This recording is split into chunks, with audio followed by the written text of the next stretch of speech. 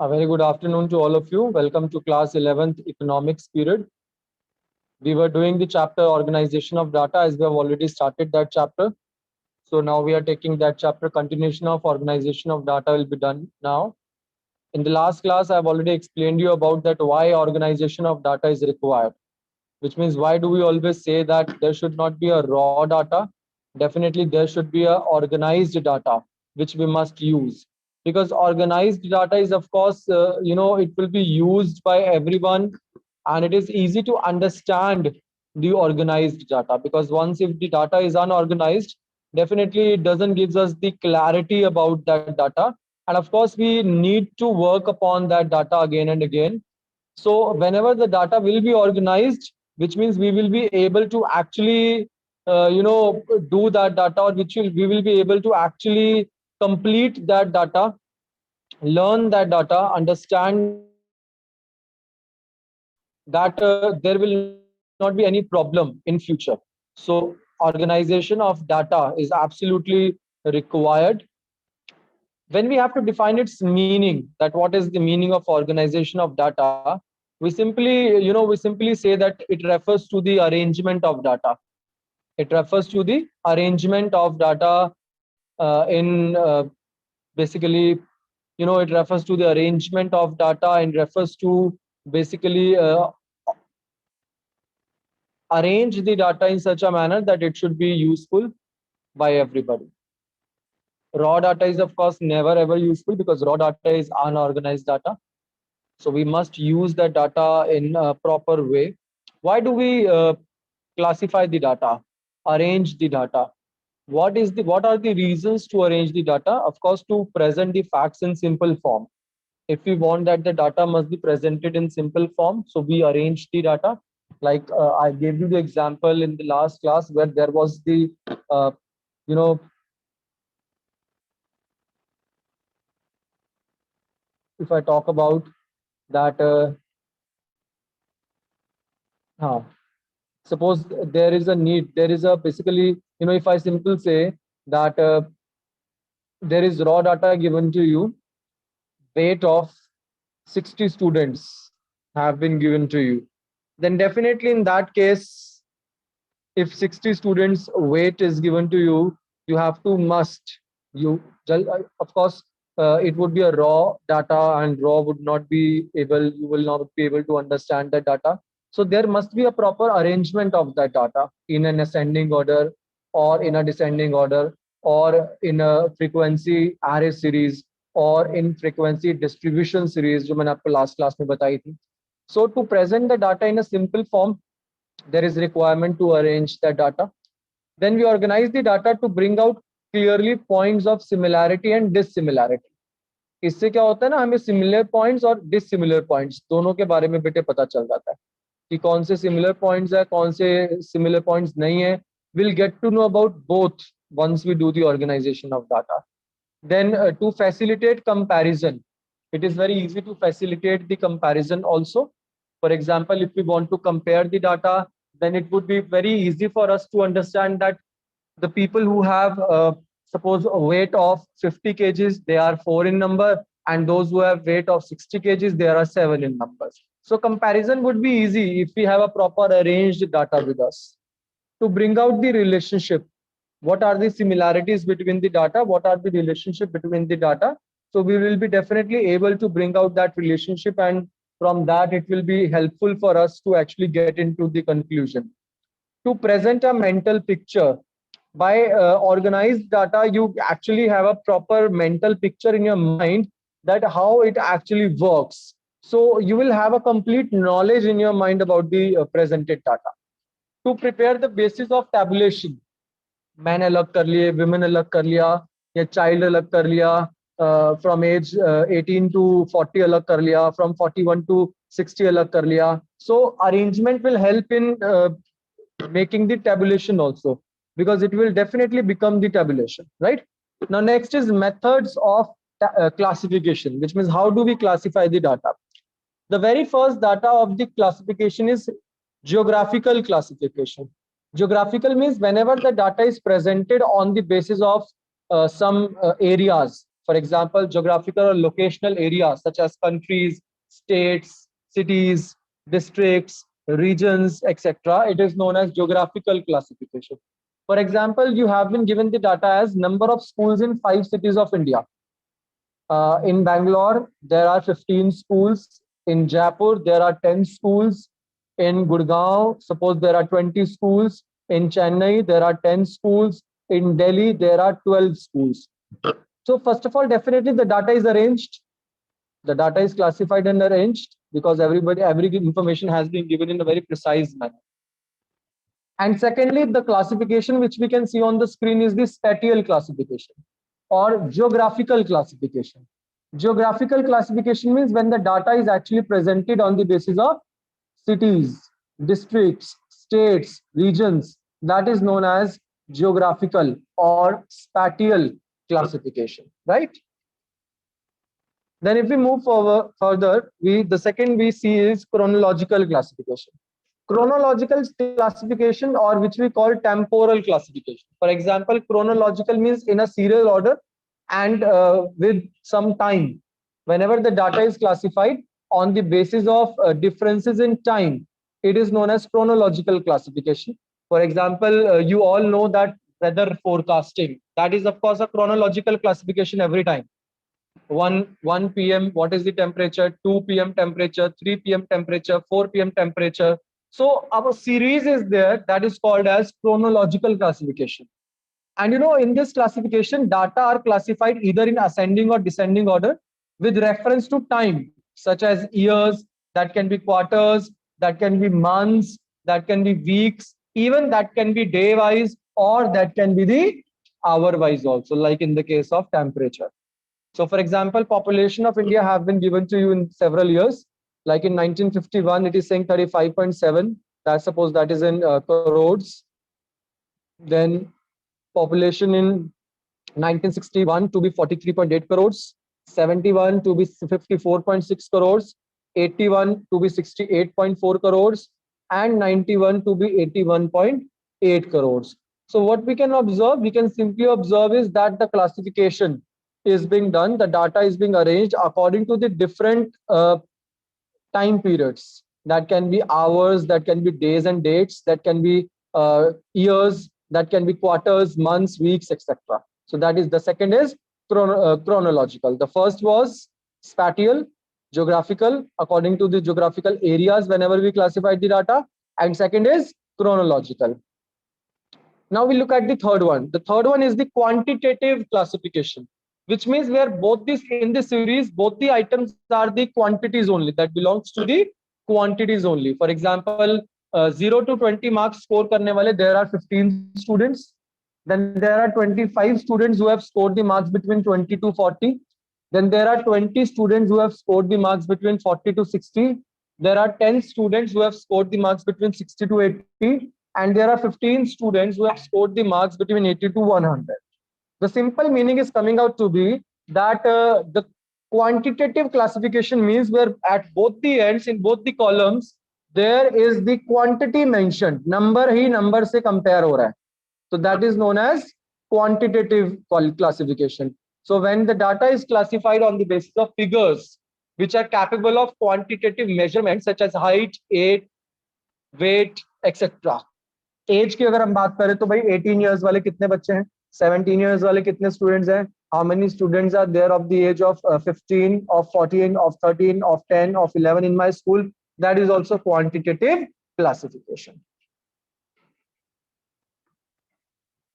Next is qualitative classification. In this type of classification, the IQ level, literacy, that is known as qualitative classification.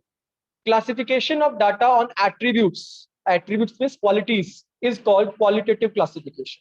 For example, if I say that on the basis of IQ level, I'm dividing the students, I'm classifying the students. IQ level में ranking के accordingly मैंने classify कर दिया. यहाँ कुछ और quality जैसे intelligence के basis पे classify कर दिया, literacy rate के basis पे classify कर दिया. That is known as qualitative classification. And there is one more simple classification and manifold classification. For example, simple may we will have only one attribute, Like the whole population is divided into two attributes, blind people and non-blind people. So that is simple classification under qualitative classification. But manifold means multifold classification. The whole population, how many are males, how many are females? Out of the males, how many are literate, how many are illiterate? Same way in the females, how many are literate females, how many are illiterate females? Illiterate females, how many are smokers, how many are non-smokers? In illiterate also, how many are smokers and non-smokers? In literate females also, smokers, non-smokers. In illiterate females also, smokers, non-smokers. This is called manifold classification or multifold classification. जब table बनाया जाए for more than one attribute in a single table, that is known as multifold or manifold classification. But जब सिर्फ दो ही चीजें आ रही हैं population के अंदर, blind and non-blind, that means it would be known as the simple classification. वो हमारा हो जाएगा simple classification. Beta, is this clear now? Now let's see what is the difference of variable and attributes. A characteristic which is capable of being measured and changes in its value over time is called variable.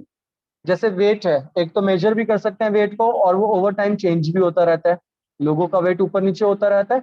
Same way as है ना, और height भी change होती है ना, height भी with the time period वो change होती है, बढ़ती है. तो कहीं ना कहीं वेरिएबल वो एलिमेंट होता है बेटे which is capable of being measured and it changes its value over time. But when we talk about attribute, a characteristic which is not capable of being measured called attribute. Beauty of a person, you cannot measure it in money. Honesty, you cannot measure how much honest that person is, so you can't measure it. Aptitude of music, what is the importance of music to me, that will completely my attribute.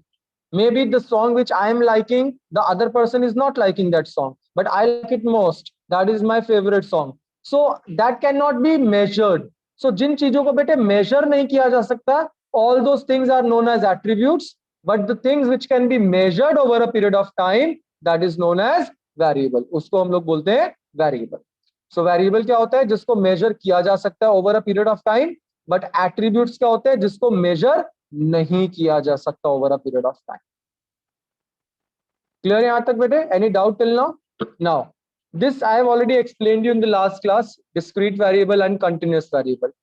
Discrete में मैंने आपको बताया था सिर्फ x और f दो columns होते हैं, जबकि continuous में we have class intervals and frequency column, उसमें दो अलग तरह के कॉलम्स होते हैं. So individual series is simple, like marks obtained by 5 students in a class. That is of course individual series, that I have been given the marks of 5 students, right? Which we have already covered in the last class. Discrete series भी हमने कर लिया था, x और f, room number of rooms in the house 1, number of rooms in the house 2, right? So in this way there can be x and f, for example, weight of the students and how many people are there of the same weight. For example, the people who have 65 kilogram of weight, there are 9 in the class. Who have 70 kilograms of the weight, they are 4 in the class. Who are 55 kilograms of the weight, they are 7 in the class. So that is the frequency series, where the x is given and the frequency, number of times it is repeating, it is given in the next column. And continuous series, where the classes intervals are given. For example, marks in economics, 4 students as the frequency, you can see, scored 0 to 10 marks in economics. 5 students scored 10 to 20 marks in economics. 7 students scored 20 to 30 marks in economics. And of course, 4 students scored 30 to 40 marks in economics. And 7 students scored 40 to 50 marks in economics, right? Class, group in which items are placed is known as class. 0 to 10, 10 to 20, 20 to 30, वो class interval होता है बेटे, that is known as class or class interval. Class limit, in 0 to 10, 0 will be lower limit, the lower limit will be 0 and the upper limit will be 10. Now you people tell me, in 50 to 60, what is the lower limit and what is the upper limit in 50 to 60?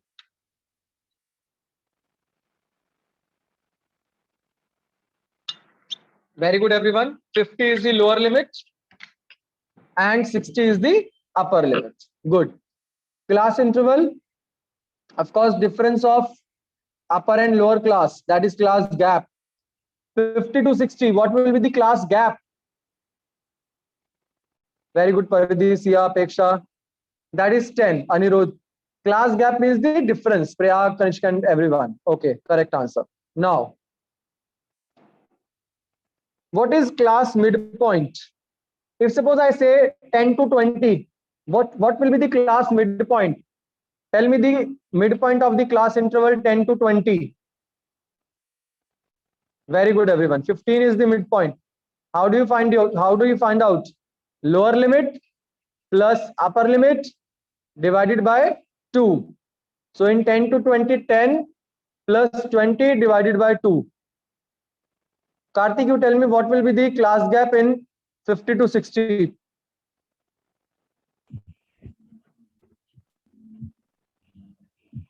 Yes, Karthik, tell me. Can you hear me? Can you? No voice coming. Kunal, you tell me. What is the class gap in 50 to 60? Class gap. 55. Class gap is? No, sir. Class gap is 10. Kunal, your voice is not coming to me. Hello, sir. Yes, tell me. The class gap is 10. And what is the class mid limit or midpoint? 55. Yes. So we simply say that the class gap is 10, the difference, and the midpoint would be 55. 50 plus 60 divided by 2. Midpoint will be 55. Okay. Class frequency kya hogi bete? Class frequency will be number of times that is repeating. For example, if it is written that marks in economics from 10 to 20, 3 students. That means 3 students will be the class frequency. 3 will be the class frequency. All right. So statistical series can be converted into 3 types. Simple. We can convert the statistical series into 3 types: individual, discrete, and continuous. Individual series where only the information is given either in ascending order or in descending order. Discrete series where the X and F are given. For example, 4 students got 30 marks. So 30 marks will be the X and 4 students will be the F. But in class interval, in continuous series, the class intervals are given along with the frequency. Like 3 numbers, 3 students are coming under the class interval of 20 to 30. So that will be class frequency. All right. Now in the next class, we will study about the exclusive series. हम पढ़ेंगे exclusive series के बारे में, then inclusive series, then mid value series, then CF, cumulative frequency series, where less than cumulative series and more than cumulative frequency series, and open end series. We'll be studying about these series in the next class, and we'll be doing each example based on that how